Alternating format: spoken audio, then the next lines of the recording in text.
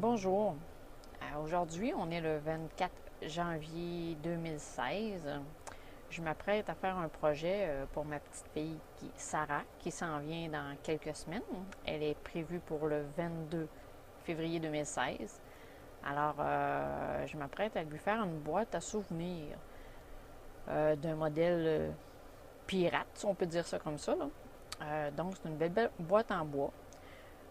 Ça va être une vidéo documentaire qu'elle va pouvoir garder dans sa boîte à souvenirs au format numérique, évidemment, sur une belle clé USB. Je ne sais pas si lors de ses 80 ans, elle pourra lire ça encore sur une clé USB, mais en tout cas, en espérant que l'évolution permettra de suivre la technologie.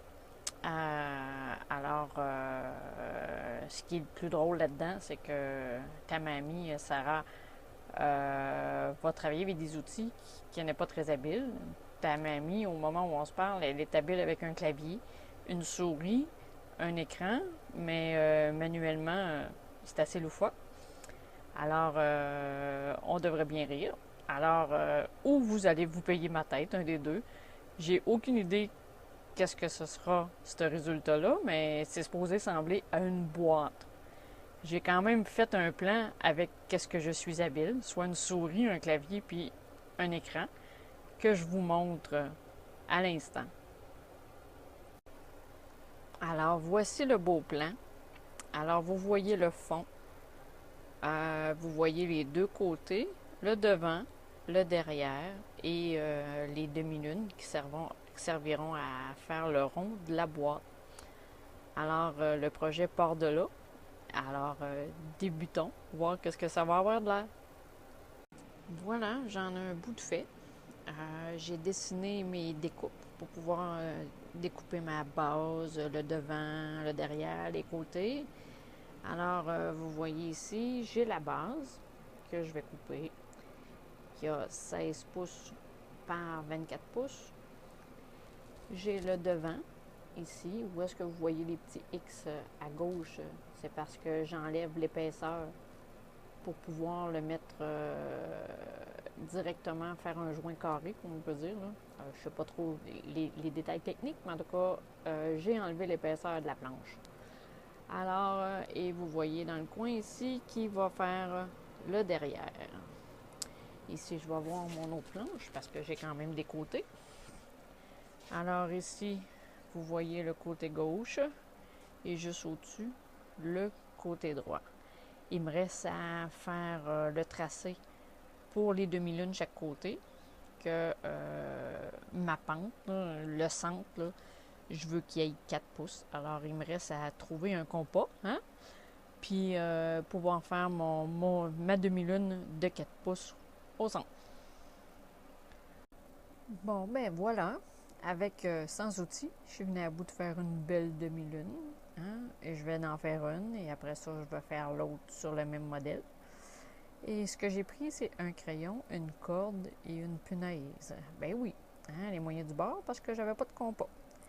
Alors, il me reste maintenant à découper tout ça, fait qu'on se revoit plus tard. Voilà, mes morceaux sont coupés. Vous voyez la pièce de derrière.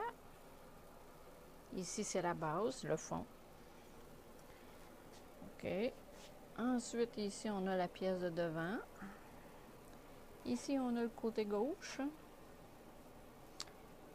Ici, on a le côté droit. Et j'ai mes deux bouts pour être capable de faire mon coffre, le couvert du coffre rond. Alors, je continue et je vous reviens. Et voilà, j'en ai un bout d'assemblée. À l'intérieur, ça ressemble à ça pour tout de suite. Et les quatre côtés sont assemblés. Alors, il me reste à continuer. Et voilà, la base est terminée. Il manque des petits bouts à l'écaille, mais je ne vous les montrerai pas. Je vais juste vous les dire. Hein? Vous verrez bien une fois la job terminée. Là dedans, vous voyez. Alors là, je m'apprête à faire le couvert. Sincèrement, lui, il me donne un petit peu de fil à retordre. Je sais pas trop comment m'y prendre, mais c'est sûr que je vais réussir. Bien, pas bien, à moitié, je sais pas trop, mais on verra le résultat final plus tard. Et voilà, j'ai réussi mon couvert de coffre. Sincèrement, je suis très, très, très fière de moi. Je ne sais pas si vous allez être fiers de moi, mais en tout cas, pour la première fois que je fais ça, je trouve que ça a bien de l'allure. Alors là, il faut passer comme à la finition pour que tout soit super nickel.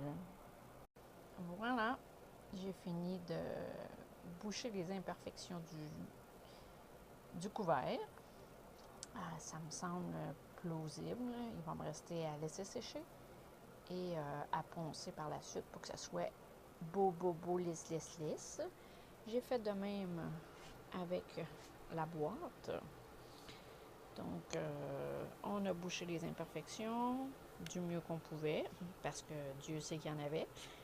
Alors, on attend que ça sèche. Et voilà, mon coffre est fini d'être assemblé. Il va falloir qu'il passe à la peinture. Hein? On a ici les côtés. Et le rond est quand même de 4 pouces comme que je voulais, la hauteur du coffre. Hein? Là, c'est sûr que j'ai comme de la misère à vous le montrer comme il faut parce que je suis restreint dans mon sous-sol. Pour pas dire ma cave. Une demi-cave. Alors, et voilà. Alors là, la prochaine étape, vous allez le voir peinturé. Alors, on est rendu à l'étape finale. Le coffre est tout fait. On va aller faire la livraison ce soir et c'est Loulou qui l'a décoré. Alors, je vous montre à l'instant ce que ça va donner. Voici le chef-d'œuvre. C'est Loulou qui l'a tout décoré. Moi, je l'ai bâti de mes mains, qui n'était pas très habile. Mais j'ai fait quelque chose de tout croche, mais qui semble drette, c'est bon. Alors, de côté, on va en bas, en arrière. Je vous donne mal au cœur, c'est voulu. Voilà en arrière. C'est un 360, tout croche comme le coffre. Et là, on vous montre la finale. Qui tu le coffre, là? Oui. Et voilà! Alors, c'est l'intérieur.